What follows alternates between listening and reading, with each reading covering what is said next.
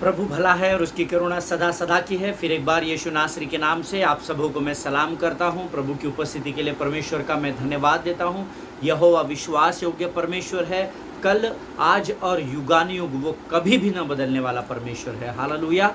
हमारी परिस्थितियाँ बदलती है, हमारे हालात बदलते हैं, हमारे स्वभाव में बदलाव आता है, हमारे जीवन की परिस्थितियाँ बदल जाती है, पर धन्यवाद हो उस यहोवा का जो स्वर्ग का परमेश्वर है, जिसका वचन कहता है वो हमारे लिए कभी भी नहीं बदलता है। हालेलुया। आज आप जिस भी परिस्थिति में है, जिस भी कठिनाई में है, चाहे आप अच्छे में हो, चाहे आप बुरे में हो, चाहे आप सुख में हो, चाहे आप दुख में हो, परंतु अगर आप यहोवा पर विश्वास करेंगे तो परमेश्वर आपकी परिस्थिति को संभालने वाला परमेश्वर है। हालेलुया, आमीन। प्रियो, आज आप में से कई लोग हो सकते हैं अपने घरों में हो, कई कामों के सिलसिले में बाहर हो, कई अपने माता पिता को छोड़कर अलग स्थान पर हो, पर आप जहाँ कहीं भी है, अगर आप परमेश्वर के बलवंत हाथों के नीचे पाए जाते हैं तो आप सुरक्षित हैं। हालेलुया।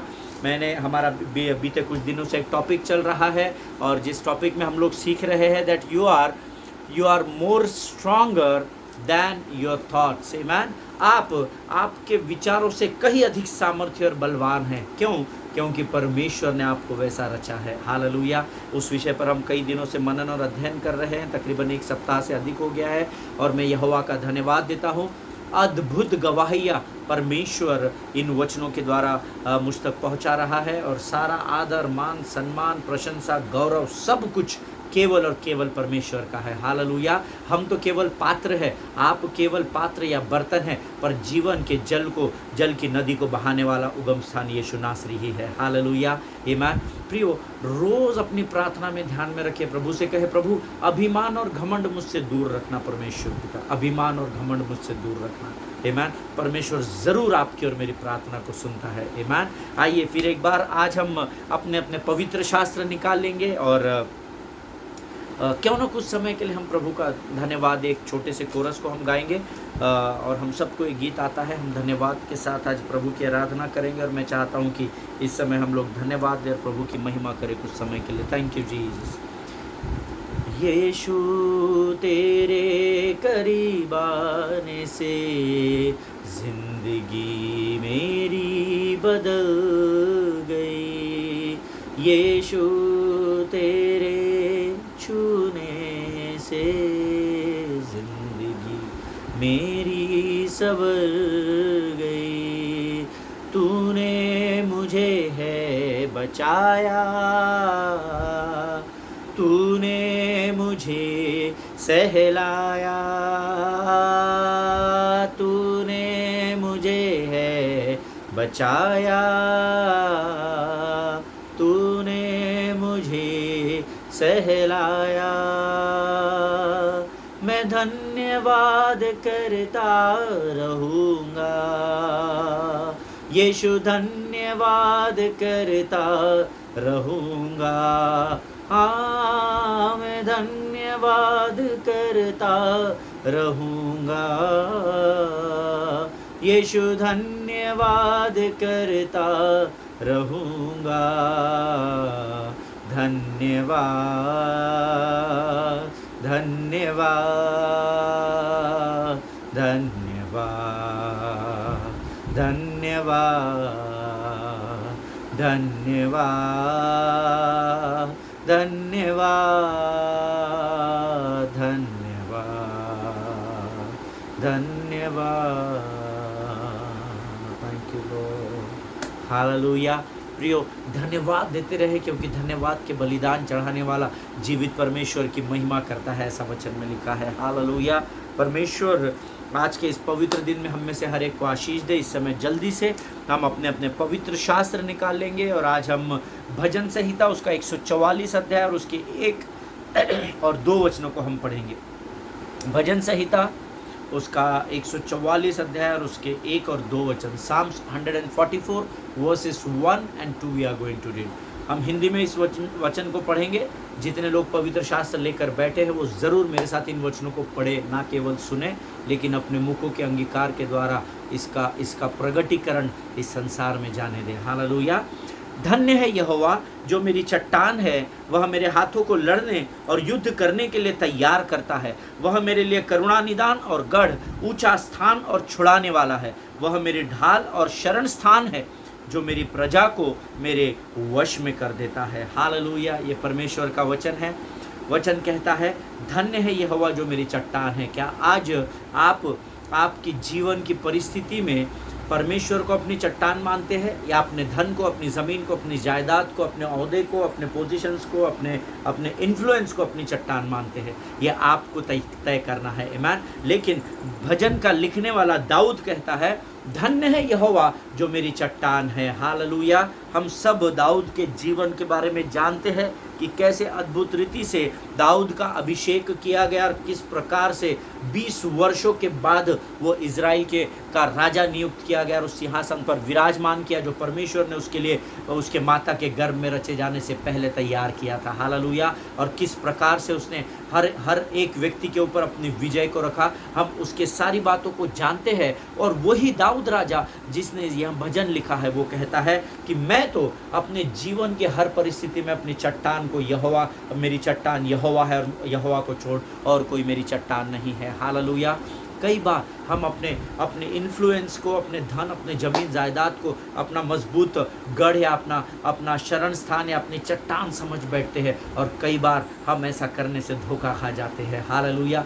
आज यह वचन परमेश्वर के इस वचन के द्वारा प्रभु आपको और मुझे स्मरण दिला रहा है, चाहे आप बीमार हो, चाहे आप निर्धन हो, चाहे आप मानसिक रीति से परेशान हो, चाहे आप आत्मिक रीति से कमज़ोर हो, पर जब आप यहोवा को अपनी चट्टान मानेंगे तो वह चट्टान आपके जीवन में आशीषों को उंडेल देगी। हालेलुया। और वो दाऊद अपने स्वयं के भजन में लिखता है कि यहोवा जो मेरी चट्टान है वो मेरे हाथों को लड़ने के लिए और युद्ध करने के लिए तैयार करता है। हालेलुया। जब आपका भरोसा यहोवा पर होगा तब यहोवा आपको तैयार करेगा। हालेलुया। वचन कहता है युद्ध के दिन किसी को रथों का तो किसी को घोड़ों का भरोसा है, परंतु मैं तो अपने यहोवा ही पर भरोसा करूंगा। हालेलुया। आमीन। कई लोग युद्ध के समय में अस्त्र और शस्त्र पर भरोसा करते हैं, वो अपनी तलवारों पर, वो अपने बंदूक पर, अपनी गोलियों पर, अपनी तोप पर वो विश्वास करते हैं। पर जो परमेश्वर पर विश्वास करते हैं, परमेश्वर उनके लिए चट्टान और दृढ़ गढ़ ठहरता है। और वचन कहता है वही परमेश्वर जो आपकी चट्टान है वो आपके हाथों को तैयार करता है ताकि आप युद्ध के लिए तैयार हो सके। हालेलुया। आमीन।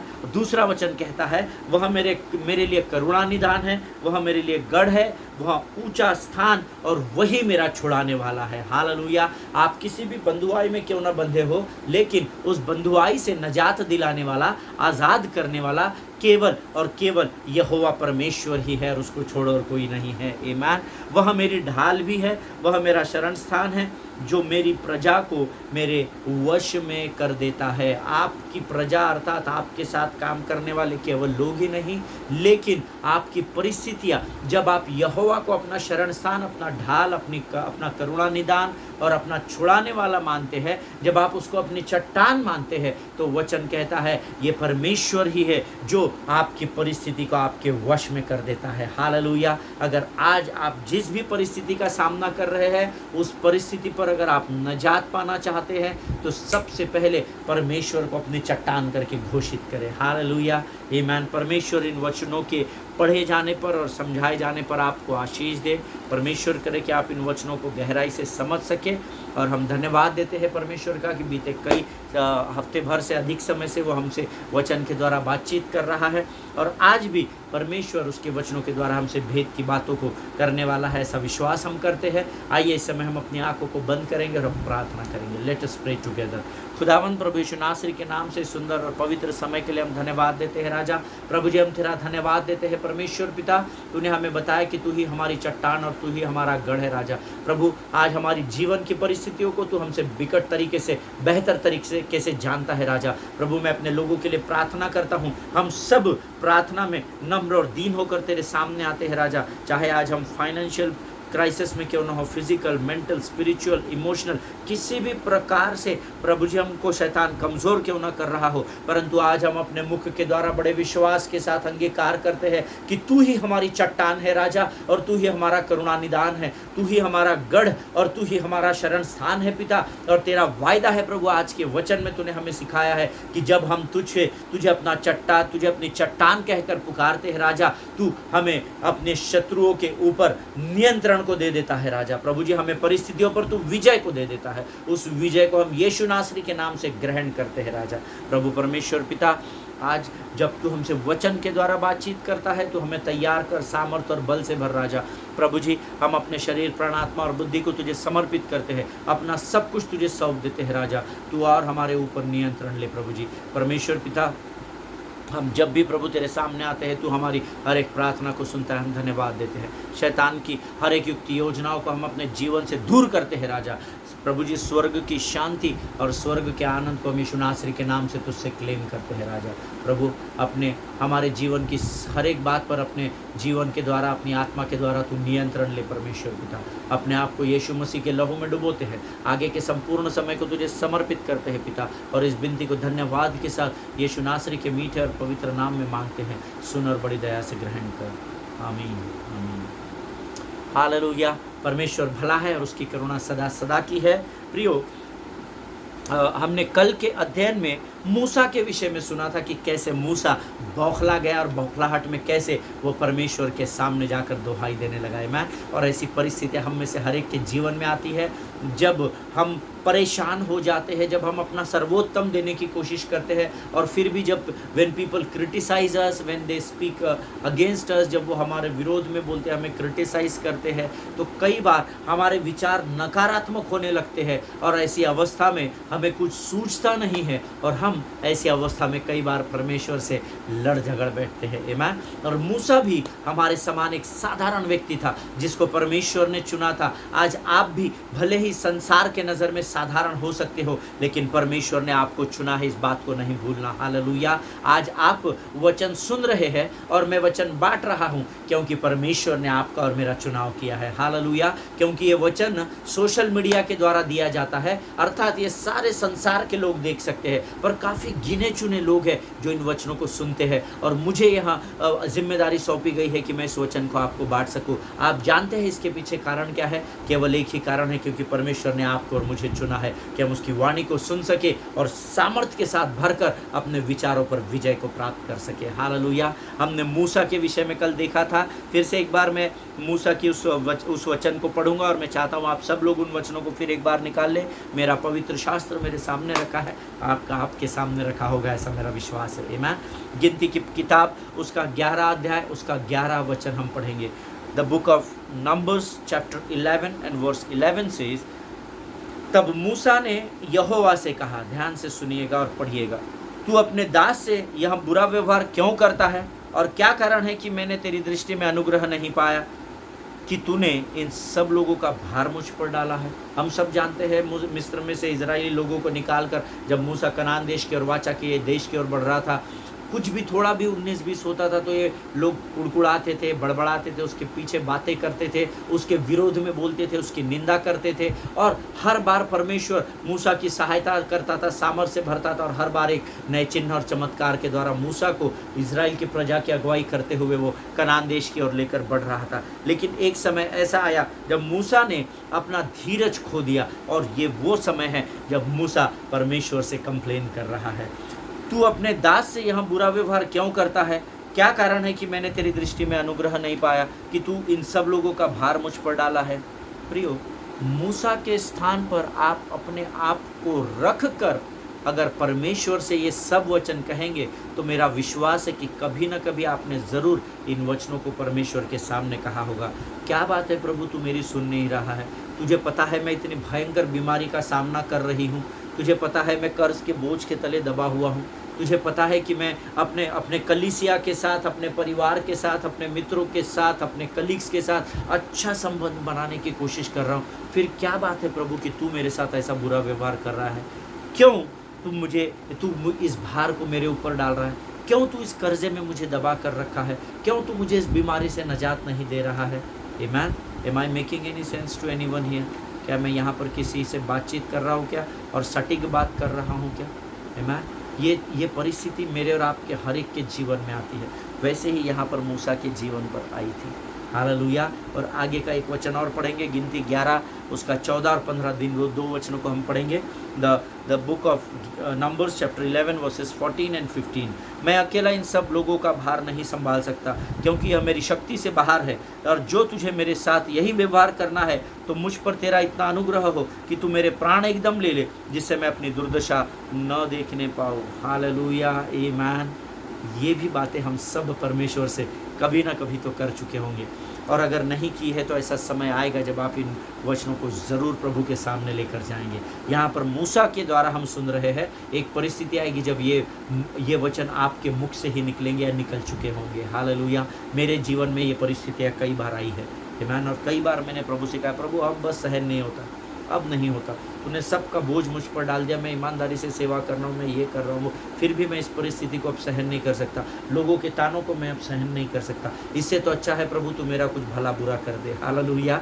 कई बार प्रियो हमारे ऊपर इतना बोझ आ जाता है, इतना प्रेशर, इतना दबाव आ जाता है कि हम ऐसी बातें प्रभु से बोल बैठते हैं, लेकिन इसके आगे हम सब जानते हैं कि किस प्रकार से, हमने कल ही अध्ययन किया था, किस प्रकार से परमेश्वर मूसा से कहता है, बेटा तू 70 पुरनियों को, अधिकारियों को चुन जो अनुभवी हो, और मैं तुझ में से कुछ निकाल कर उनके जीवन पर डाल दूंगा। हालेलुया। आज आपको ये स्मरण रखना है, आपके पास इतना पोटेंशियल है, इतनी अधिक सामर्थ्य परमेश्वर ने आपको भरा है कि यहाँ पर मूसा से वो कह रहा है कि मैं स्वर्ग से पवित्र आत्मा इन 70 लोगों पर नहीं उंडेलूंगा, लेकिन मैं तेरे अंदर से कुछ अभिषेक आत्मा निकालूंगा और मैं इन 70 को तैयार करूंगा, ताकि वे भी तेरे साथ खड़े होकर इस भार को सहन कर सके। हालेलुया। फिर से ध्यान में रखिएगा, मूसा के अंदर से ही परमेश्वर ने सामर्थ को निकाला है, और वचन कहता है कि उन 70 लोगों में समवाऊंगा, तेरे अंदर से कुछ निकाल कर उन 70 लोगों पर समवाऊंगा,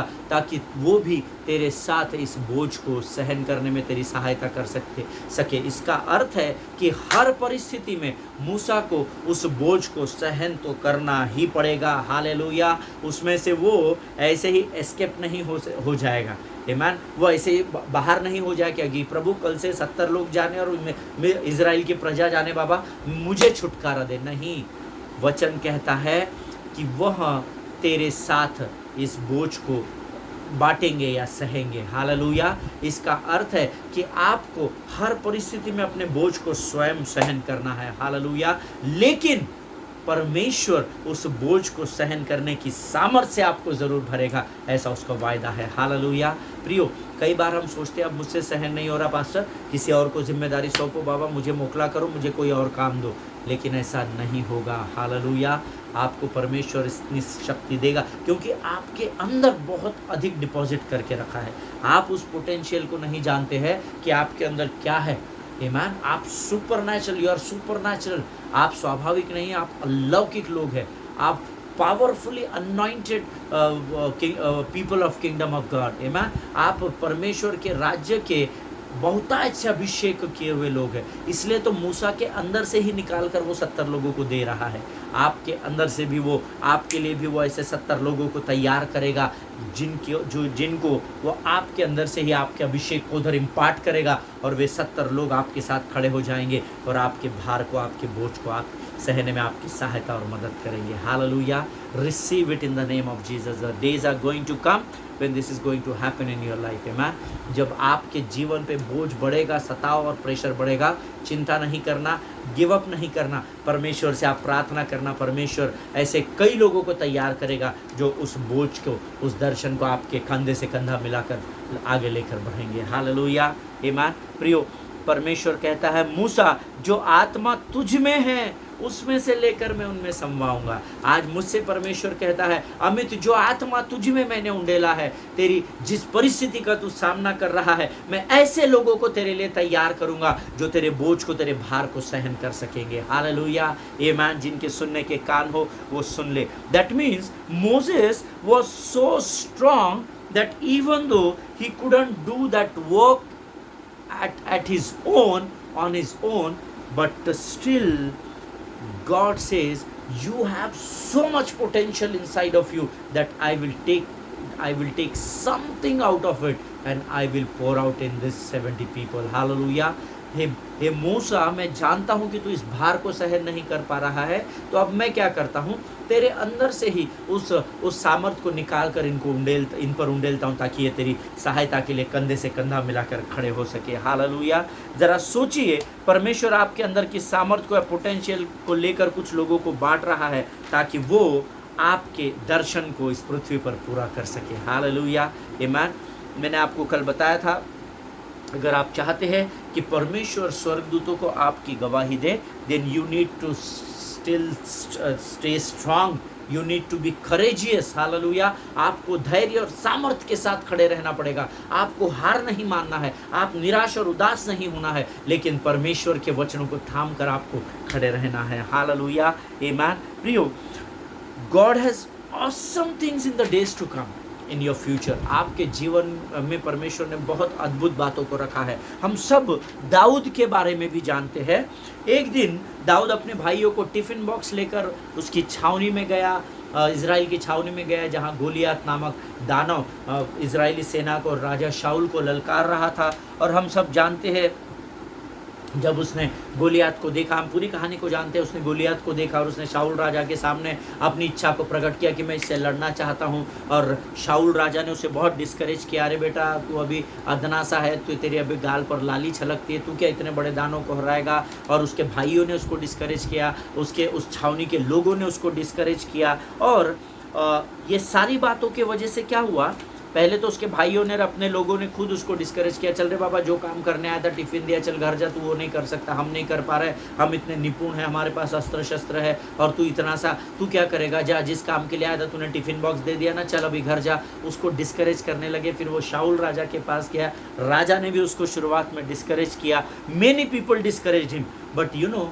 there was one thing, that David was determined in his decision, amen। लेकिन दाऊद जो था, उसने तो ये मन में ठान लिया था कि मैं ये जो खतना रहित पलिश्ती है, जो इजरायली सेना को ललकार रहा है, मैं इससे युद्ध जरूर करूंगा। हालेलुया, आमीन। जब गोलियात ने उस छोटे से दाऊद को देखा, तो उसने क्या कहा, हम सब जानते हैं, क्या तू मुझे कुत्ता समझता है जो लाठी लेकर मुझे मारने के लिए आ रहा है। आमीन। मैं वचनों को रेफरेंस आपको इसलिए नहीं दे रहा क्योंकि हम कई बार इसका अध्ययन और मनन कर चुके हैं, लेकिन यू नो, दाऊद ने गोलियत से क्या कहा, आप जानते हैं क्या? Goliath, you may be stronger, हो सकता है मैं तेरे सामने बहुत छोटा हूँ, I may be small and you may be more stronger in physique than me, but still I can defeat you.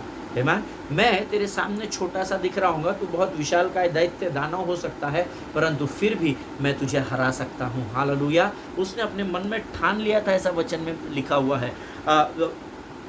वचन इस बात का गवाह है कि one sling shot was enough for Goliath. आमीन। एक गोफन का पत्थर ही उस गोलियात को मारने के लिए काफ़ी था। हालेलुया। और उस एक ही पत्थर के द्वारा गोलियात को दाऊद ने उस ज़मीन पर धराशायी कर दिया। हो सकता है आज आपके जीवन में भी गोलियात नामक कुछ परिस्थिति आपको ये बता रही हो कि आप बहुत छोटे हो, तू अब इस बीमारी से नजात नहीं पा सकता, देख मैं तेरे शरीर में पूरा फैल गया हूँ, देख हजारों और करोड़ों के कर्जों में तू दब गया है, अब तू इस दबाव से, इस प्रेशर से, इस बोझ से कैसे बाला बाहर आ सकता है। आज देख मैंने तुझे तेरे सब लोगों से अलग कर दिया, तू आज अकेला है, फिर कैसे तू अपने लोगों में जा सकता है। आज देख मैंने तेरे ऊपर इतना दबाव की परिस्थिति डाल दी है जिसके सामने तू बहुत ही अधना सा, छोटा सा दिखता है। मे भी आज ऐसी गोलियत नामक परिस्थिति आपके जीवन में हो। Those who are saying you are small and weak and you can not do anything, तू बहुत छोटा है और कमज़ोर है, अब तू इस परिस्थिति पर विजय नहीं पा सकता है। ऐसा कई बार शैतान मुझे और आपको उकसाता है और हम सब इस बात को जानते हैं। हालेलुया। आज भी आप ऐसी परिस्थिति में हो सकते हैं जहाँ पर आपको परिस्थिति ये दिखा रही हो, दर्शा रही हो कि तू बहुत छोटा सा और अदना सा है मेरे सामने, तू मेरा कुछ नहीं बिगाड़ सकता और ना ही तू कभी इस परिस्थिति पर विजय पा सकता है। हालेलुया। और ऐसी परिस्थितियों में आपको दाऊद के नाई उस गोलियात नामक परिस्थिति को ये बताने की ज़रूरत है कि हे दाऊद सुन, मैं भले ही छोटा दिखता हूँ लेकिन मैं तेरे विचारों से कहीं अधिक सामर्थ्य और बलवान हूँ। हालेलुया।